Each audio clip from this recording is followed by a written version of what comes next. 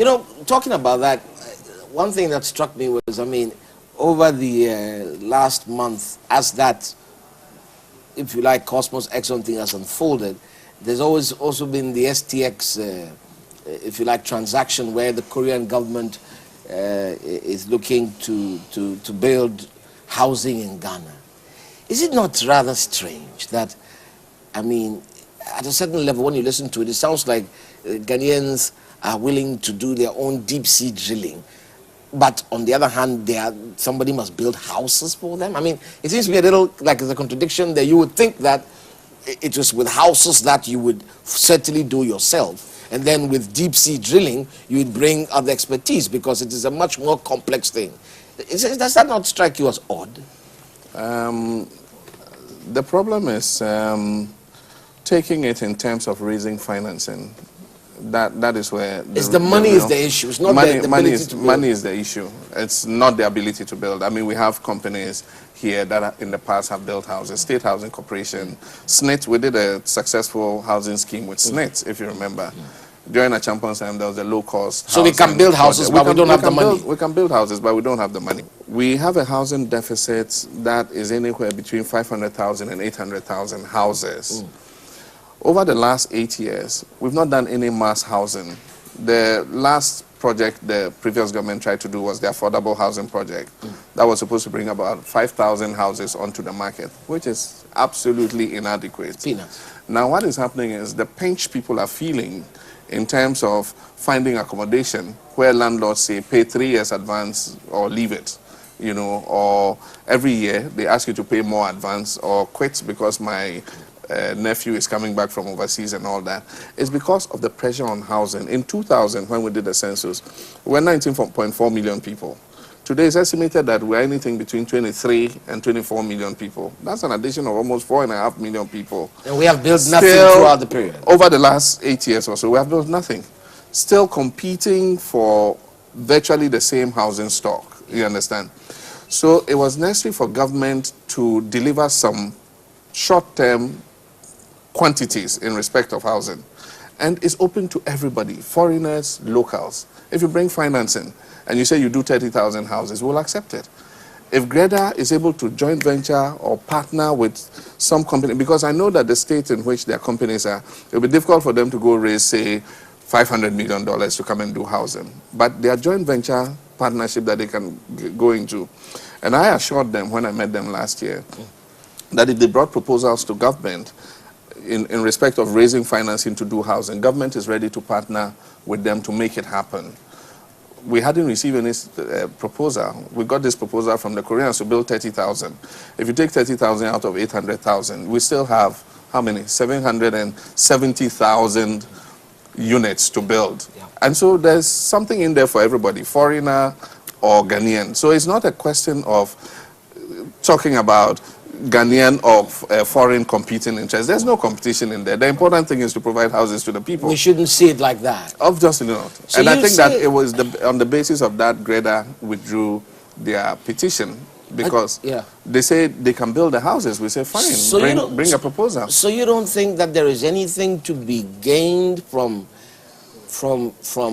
ensuring that projects such as that go to Ghanaians?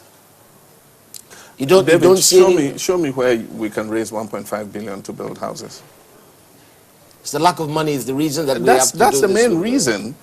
And if you look at a lot of the credit we are taking over the last several years, they've been Exim Bank credits. And what are Exim Bank credits? They are meant to promote the businesses of the countries from which you are getting the credit. You understand? And so they're not going to give you that money and say, take the money and give it to your people to build. Unless it's a loan agreement. And where do we get loan agreements from? Government to government, bilaterals. So why doesn't government get money and give it to Ghanaian people to do it? From where? The World Bank won't give us money to build houses.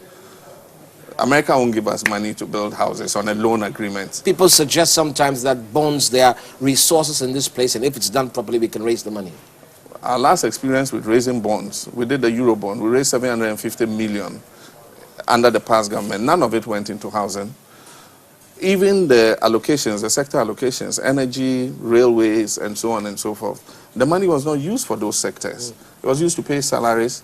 It was used to buy diesel to run VRS generators. And so we didn't even utilize it for the purpose for which it was meant. And the more interesting thing you say that I would like to return to is that we should really sort of move away from it. I mean, whether it's a foreigner bill or a Ghanaian, you don't think we should get bogged down in that, Exactly, obviously. exactly. I think that the priority People for must government... oppose you for speaking like that. I think that the priority for government is to supply housing to the people. That's the bottom line. Yes. Doesn't matter where it comes from. If Korea brings money and says we'll build 30,000 houses for you, would accept it. If Greta brings money and says we'll build 50,000 houses, we'll accept it. Because we need to cover a deficit of 800,000. Yeah. And we don't have the capacity locally to raise the money to be able to do that. And so I would say that we're going to take money only when Ghanaians bring it. No, anybody who brings it to supply 800,000 houses, government has a responsibility to provide those houses to the people. But so that principle can apply across board then, I mean, in various areas. I Yes. mean, bottom line is that it is critical in order to develop this country to have partnerships Exactly. at the core of it. Is Exactly. this the argument you make? Exactly, in every sector. What, in your estimation, are the real challenges that government must address in order to truly be satisfied that it's delivering for the people? We have faced quite a huge amount of deficit arrears and commitments. And so normally you would expect that when you receive revenue, you can start to roll out your programs, you understand? Yeah. But we know in this day and age, unless you go back to their champions time and say, Yentuya, it means we came and met these days, we won't pay them. We're going to use the money on our own programs. So you are being prudent. Which in the present circumstance you can't do, you know.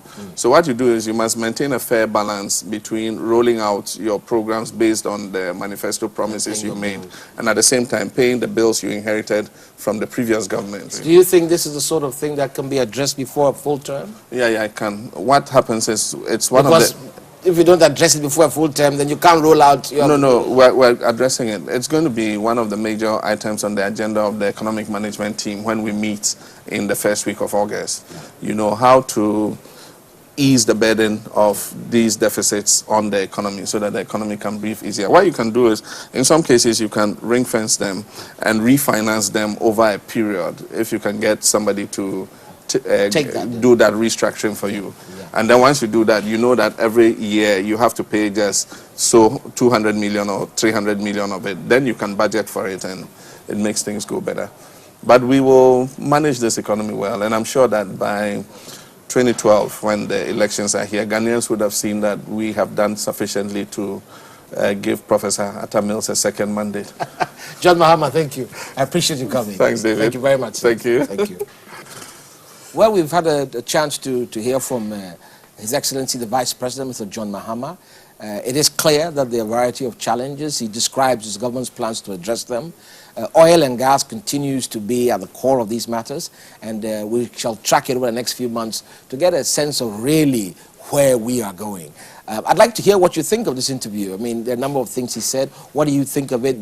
Watch the interview again, visit our site, and also I'd like you to send your comments to my blog.